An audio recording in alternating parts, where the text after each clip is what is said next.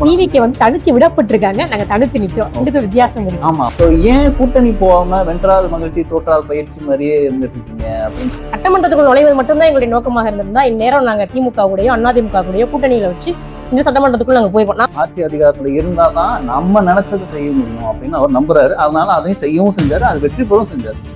கல்லூரி இல்ல, பிள்ளைகள் படிப்பதற்கு நல்ல பள்ளிக்கூடங்கள் இல்ல, பழுப்பு நிறத்துல குடிநீர் வரும். இன்னும் சொல்லப்போனா குப்பை பாபநாசத்துல மறுபடியும் ஜவஹர்லால் நேரு தான் திமுகவினரே குற்றம் சாட்டிருக்காங்க. நான் உங்களுக்கு ஆதாரத்தோட தரேன். நாம் தமிழர் கட்சி ஆட்சிக்கு வருதில் நான் இங்க சட்டமன்ற உறுப்பினர் ஆகிறேன் அப்படின்னா பாபநாசம் தலைமை மருத்துவமனையை தஞ்சாவூர் தலைமை மருத்துவமனைக்கு ஈக்குவலா நாங்க அதை கொண்டு வரோம். அந்த தொகுதியில இன்றைக்கும் குடிசை வீடுகள் இருக்கு. ஆனா இப்ப வந்து கூட்டணி வந்து இல்லைன்னு சொன்னோன்னு தாக்கி பேசுறாரு. ஒரு வேளாண் துறை அமைச்சர் சட்டமன்ற உறுப்பினராக இருந்த தொகுதி இந்த தொகுதி. தமிழ்நாட்டிலே பின்தங்கிய தொகுதியா பாத்தீங்கன்னா பாபநாசம் தான். 5 ஆண்டு காலம் சட்டமன்ற உறுப்பினர் தொகுதிக்குள்ளேயே வரலன்றாங்க. இன்னைக்கு நம்ம eyes of TN YouTube channel சார்பாக நாம் தமிழர் கட்சியோட பாபநாசம் சட்டமன்ற வேட்பாளர் அனீஸ் பாத்திமா இணைஞ்சிருக்காங்க. பாபநாசம் தொகுதியில நாம் தமிழர் கட்சிக்கு வெற்றி வாய்ப்பு எப்படி இருக்கு, இந்த தொகுதியோட நாம் தமிழர் கட்சி சார்பாக அவங்களோட பிளான் என்ன, அது மட்டும் இல்லாமல் விஜயோட வருகை அதை பத்திலாம் அவங்க என்ன நினைக்கிறாங்க, நாம் தமிழர் கட்சி ஓட்டு பாதிக்கப்படுதா இல்லையா, இது குறித்து எல்லாம் டீட்டெயிலாக அவர் கூட நம்ம பேசலாம். வணக்கம். இப்போ வந்து நீங்க பாபநாசம் தொகுதியில் நாம் தமிழர் சார்பாக போட்டியிருக்கீங்க. ஸோ உங்களுக்கு வந்து ரெஸ்பான்ஸ் எப்படி இருக்கு, உங்களோட வெற்றி வாய்ப்புகள் வந்து எப்படி இருக்குன்னு நினைக்கிறீங்க? மக்கள் வந்து நாம் தமிழர் கட்சியை பெரிதும் நம்புறாங்கன்னு நான் நம்புறேன். ஏன்னா நான் போற இடங்கள் எல்லா இடங்கள்லயுமே மக்கள் தன்னெழுச்சியா வந்து நான் ஒரு வாக்கு செலுத்துறேன், நான் இந்த கட்சியில இருக்கேன், கட்சி பேர் சொல்ல விரும்பல, இந்த கட்சியில இருக்கேன், ஆனாலும் நான் உங்களுக்கு வாக்கு செலுத்துறேன், ஏன்னா இந்த முறை ஒரு மாற்றம் வேணும், எங்களுக்கு இந்த திமுக அதிமுக 2 ஆட்சிகளையும் நாங்க பார்த்துட்டோம், ஆனா எங்களுக்கு ஒரு மாற்றம் வேணும் அப்படின்னு சொல்லிட்டு மக்கள் மாற்றமா வந்து நாம் தமிழர் கட்சி நம்ப துவங்கிட்டாங்க. உறுதியா இந்த முறை பாபநாசம் தொகுதியில் நாம் தமிழர் கட்சி வெல்றதுக்கான வாய்ப்பு நிறைய இருக்கு.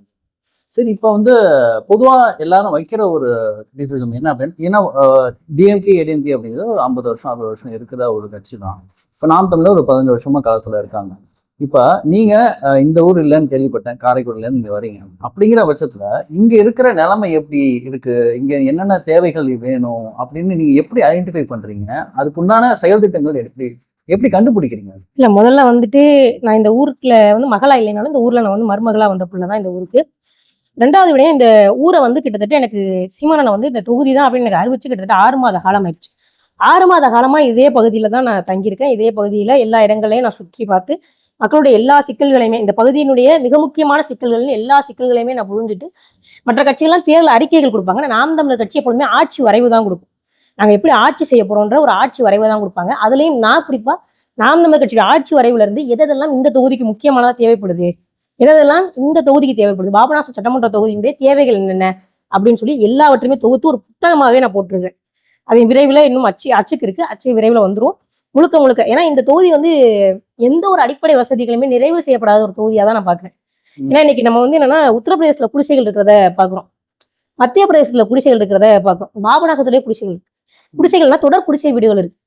அப்ப நீங்க ஒரு சின்ன ஃபயர்னு வச்சுக்கோங்களேன், மொத்த ஏரியாவும் இல்லை. இப்ப இன்னைக்கு வரைக்கும் நம்ம டிஜிட்டல் இந்தியான்னு பெருமை பேசுவோம்.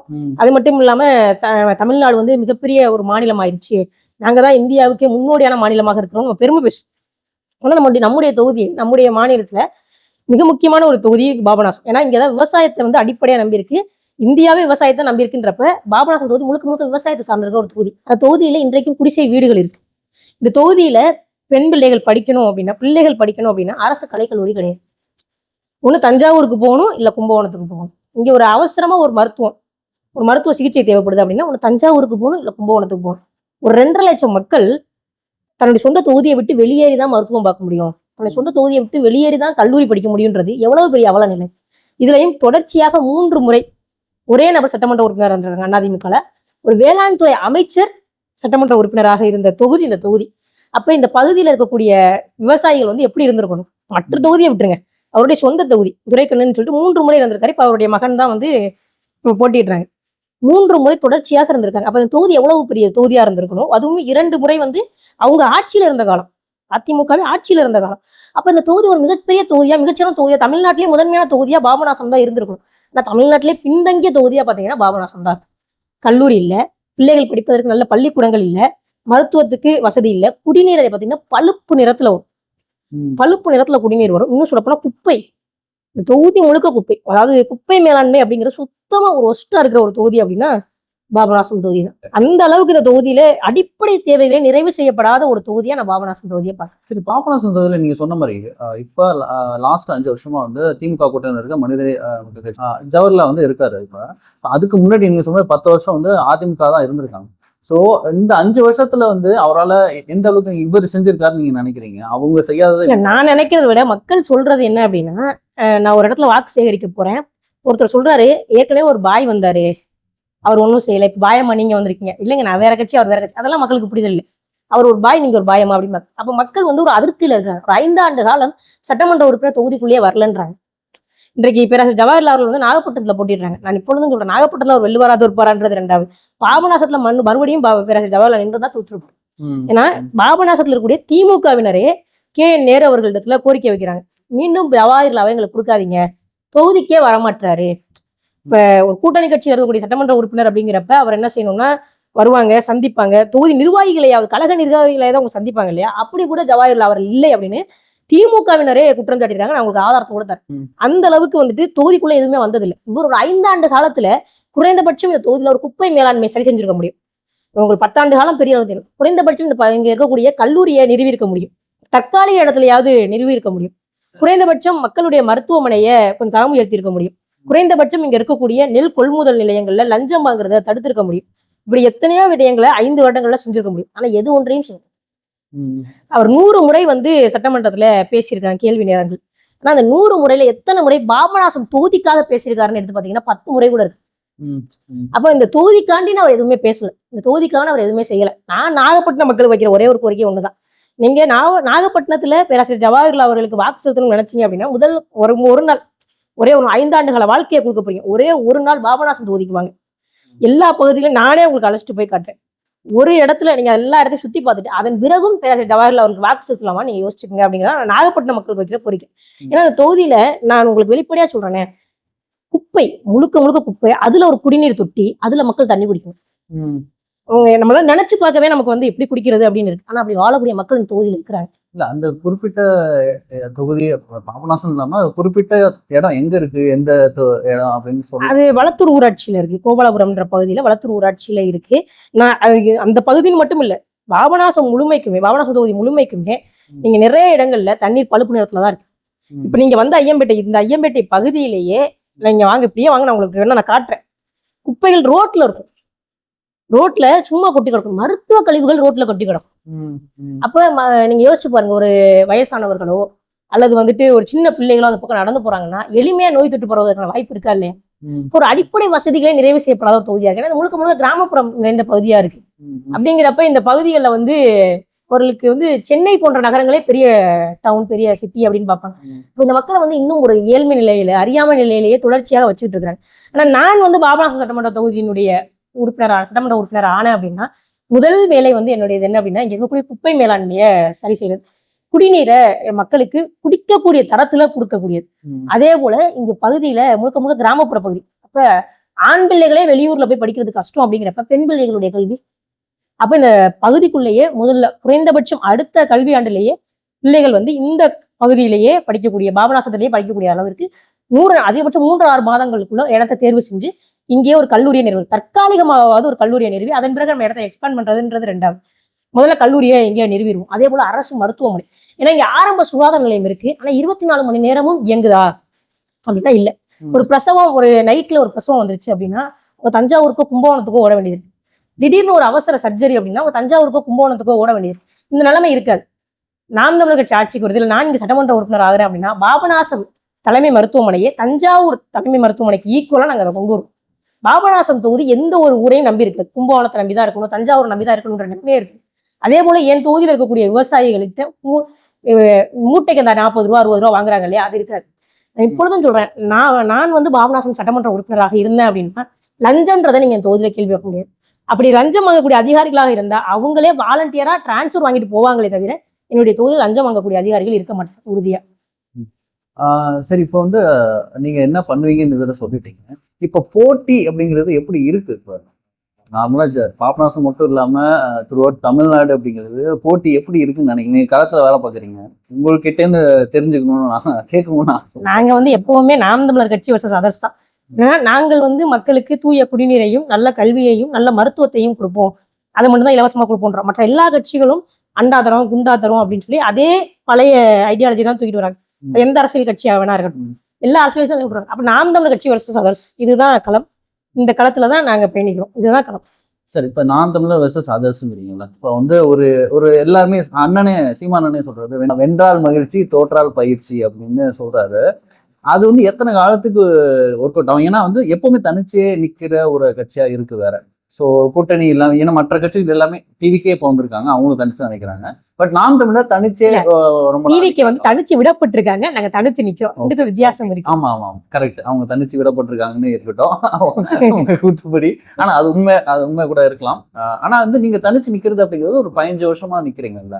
ஸோ ஏன் கூட்டணி போகாம வென்றால் மகிழ்ச்சி தோற்றால் பயிற்சி மாதிரியே இருந்துட்டு இருக்கீங்க அப்படின்னு ஒரு கேள்வி உங்க நிறைய உங்களுக்கு வாக்களிக்கிற மக்கள்கிட்டே ஒரு கூட்டணி வைக்கணும்னா எந்த அரசியல் கட்சியோட கூட்டணி வைக்கலான்ற ஒரு கேள்வி இருக்குல்ல இந்த நிலத்துல. யாரோட நான் கூட்டணி வைக்கிறது? இப்ப நான் வந்து ஊழல் லஞ்சத்துக்கு எதிராக நாங்கள் இருப்போம்னு சொல்றோம். அதிமுகவோட நான் கூட்டணி வைக்க முடியுமா? திமுகவோட நாங்கள் கூட்டணி வைக்க, இலவசங்களுக்கு நாங்க எதிராக இருப்போம்ன்றோம். தாவேக்காவோட நாங்கள் கூட்டணி வைக்க முடியுமா? இப்படி எங்களுடைய சித்தாந்தங்களுக்கு, எங்களுடைய கொள்கைகளுக்கு, எங்களுடைய கோட்பாடுகளுக்கு, எங்களுடைய ஆட்சி வரைவிற்கு நேர் எதிராக தான் இங்க எல்லா அரசியல் கட்சிகளுமே இருக்கு. அப்ப அந்த அரசியல் கட்சிகளோட கூட்டணி வச்சு நாங்க எப்படி வெல்ல முடியும்? வென்றால் அது எப்படி சரியா இருக்க முடியும்? அது வந்து மக்களை ஏமாத்துற மாதிரி தானே.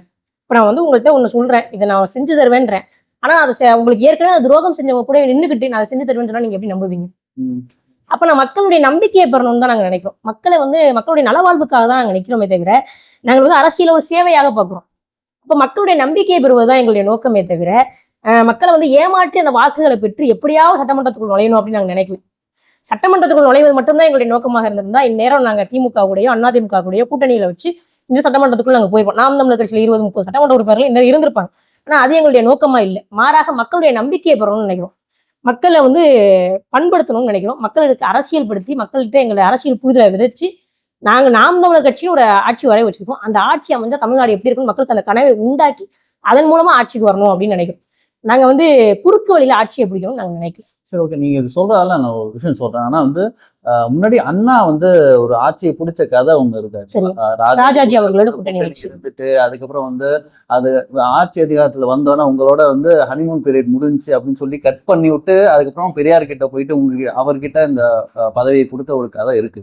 அது எதுக்காக பண்றாருன்னா, பெரியாரையும் மீறி அது அவரே சொல்றாரு, பெரியாரையும் மீறி பண்றது எதுக்காகனா ஆட்சி அதிகாரத்துல இருந்தா தான் நம்ம நினைச்சதை செய்ய முடியும் அப்படின்னு அவர் நம்புறாரு. அதனால அதையும் செய்யவும் செஞ்சாரு, அது வெற்றி பெறவும் செஞ்சாரு. ஆனா நீங்க ஆட்சி அதிகாரத்துக்கு வந்தாதான் நீங்க நினைச்சதை பண்ண முடியும். வரைவு இருக்குங்கிறீங்க, எல்லாம் இருக்குங்க. ஆனா வந்து நீங்க நினைச்சதை பண்ணணும்னா ஆட்சி அதிகாரத்துக்கு இருந்தா தானே பண்ண முடியும். இல்ல, இப்ப பெரியாரை மீறி பண்ணாரு அப்படிங்கிறத தாண்டி பெரியாரே ஒரு கட்டத்தை சொல்லியிருக்காரு, திராவிட நாடு அடையணும் அப்படின்னா நான் என் நண்பர் ஆச்சாரியரோடு சேர்ந்து நான் திராவிட நாடு அடைவேன்.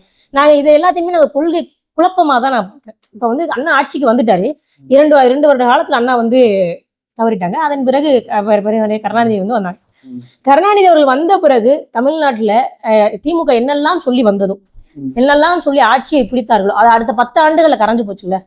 காரணம் என்ன அப்படின்னா, ஆரம்பத்திலே அவருடைய கொள்கை தெளிவில்லை. ஆரம்பத்திலே கொள்கை தெளிவில்லாத கூட்டணியினாலதான் இடையில்லாத பிறகு அவருடைய கொள்கை வந்து வழிமாறி போயிடுச்சு. ஏன்னா திமுக எடுத்துட்டு வந்த கொள்கையும் இன்னைக்கு திமுக இருக்கிற கொள்கையும் ஒன்னா நீங்க பாத்தீங்கன்னா இல்ல. ஏன்னா முதல் போனால் முற்றிலும் கோடு, அதுதான் நாங்க சொல்ல வரோம். அது அவங்ககிட்ட நாங்க எடுத்துக்கிட்ட பாடமா எடுத்துக்கோம். அப்ப இதே போல நாங்களும் கூட்டணி வச்சா இன்னும் 10 ஆண்டுகள்ல எங்களுடைய கட்சியும் எங்களுடைய இதுவும் இதே போல மாறுவதற்கான வாய்ப்புகள் இருக்கு. அப்போ ஒரு கட்சி தன்னுடைய கொள்கையை வைத்துதான் முன்னிறுத்தி தான் அரசியல் செய்யணும், தன்னுடைய கொள்கையை முன்னிறுத்தி தான் வெற்றி பெறணும். இவர் குறுக்கு வழியில வெற்றி பெற்றதன் விளைவு தான் இன்னைக்கு திமுக இவ்வளவு அவருடைய கொண்டு வந்த கொள்கையில இருந்து மாறி போனதற்கான மிக முக்கியமான காரணமா நான் பாக்குறேன். அதேதான் நாளைக்கு நாம் தமிழர் கட்சிக்கும் நடக்கும். முன்னவர்களிட்ட இருந்து பிள்ளையில இருந்து பாடம் கத்துக்கணும்ல, இந்த பாடத்தை தான் நாங்க திமுக இருந்து கத்துக்கணும். இதை ஒருபோதும் நம்ம செய்யக்கூடாது அப்படின்னு நாங்க நினைக்கிறோம். சரி, ஓகே. அப்ப நீங்க கூட்டணி இல்ல, இந்த வாட்டி தனிச்சு தான் நிக்கிறீங்க, அதெல்லாம் ஓகே தான். உங்க கொள்கைக்கு இப்ப வந்து டிவிக்கே வந்து சேர்ந்தவங்க என்ன சொல்றாங்க, அண்ணன் வந்து முன்னாடி தம்பி எங்க கூட கூட்டணி வருவாரு. இப்ப இது நிறைய பேர் நாங்க சொல்றாங்க, பப்ளிக் ஒப்பீனியன் கேட்கும் போதே வந்து இவர் ஏன் வந்து இப்ப வந்து தாக்கி பேசுறாரு விஜய சீமான் அவர்கள் அப்படின்னு கேட்கும்போது அண்ணன் வந்து எதிர்பார்த்தாரு கூட்டணிய.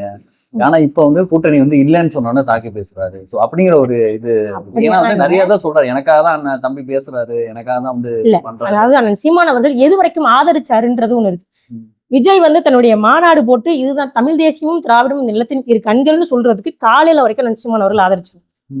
ஆனா அவர் எப்பொழுது தமிழ் தேசியமும் திராவிடமும் இந்த நிலத்தின் இரு கண்கள்னு சொன்னாரோ அது நாம் தமிழர் கட்சியுடைய கொள்கைக்கு எதிராக இருக்கு. ஏன்னா நாம் தமிழர் கட்சி தமிழ் தேசியம் versus திராவிடம் நாங்க சொல்றோம். தமிழ் தேசியத்துக்கு நேர் எதிரானது திராவிடம். திராவிடம் என்ற இல்லாத கருத்திலே வந்து இந்த மண்ணில இருந்து புதைக்கணும், இந்த மண்ணில இருந்து அழித்துளிக்கணும்ன்றத நாம் தமிழர் கட்சி நோக்கம் நாங்க சொல்றோம். அப்ப அந்த இது கருத்தியல் வந்து அவர் வேறுபடும் போதுதான், கருத்தியல் வேறுபாடு ஏற்படும் போதுதான் நம்ம விஜயை எதிர்க்கிறோம். இன்றைக்கும் அவர் சீமான் அவர்கள் வந்து விஜயை தனது தம்பி அப்படின்னு தான் சொல்றாரு. என்னுடைய தம்பி அப்படிங்கிறதுக்கு மாட்டு கருத்து இல்லை. ஆனா கருத்தியல் ரீதியாக எதிராக இருந்தால், என் பெற்ற தாய் தந்தையாகவே இருந்தாலும் நான் எதிர்த்துதான் நிற்பேன் அப்படின்ற அந்த இடத்துல அண்ணனும் இல்லை தம்பியும் இல்லை. அப்ப அந்த இடத்துல விஜய் எதிர்க்க வேண்டிய தேவை இருக்கு. இப்ப இத்தனை ஆண்டு காலம் 15 ஆண்டு காலம் நாங்க வந்து ஒரு கருத்தியல சொல்றோம். தமிழ் தேசியம் என்பது திராவிடத்திற்கு எதிரானது, திராவிடம் என்பது தமிழ்நாட்டிற்கு தீது அப்படின்னு நாங்க ஒரு கருத்தியல ஒரு கொள்கையை நாங்க முன்னிறுத்தி போறோம், தமிழ் தேசியத்தை முன்னிறுத்தி போறோம்.